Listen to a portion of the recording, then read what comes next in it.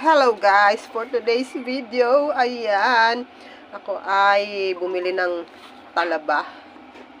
Nilinis ko na rin siya guys, para mamayang bubuksan malinis na. At ako ay nagpapakulo na rin ng tubig, yan, hinihintay ko na lang ng kumulo. Ay, excited na ako guys, para sa ating talaba. Sarap, mas gusto ko to kasi sa tahong, ayan. At habang hindi pa luto ang ating talaba, ako ay gagawa muna ng sausawan. Suka and then paminta.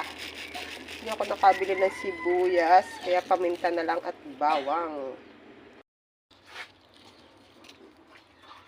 Yan, ready na ang ating sausawan.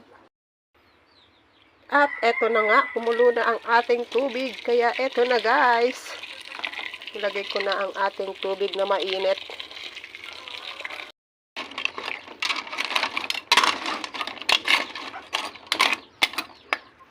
Ayan. Mamaya-maya ay pwede na siyang kainin.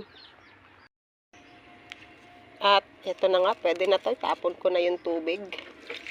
Kasi sabi nila, pagka daw tumagal siyang nakaano sa tubig na mainit, ay liliit yung kanyang laman. Kaya itapon na natin ang tubig. Ayan! Ready na tayong kumain.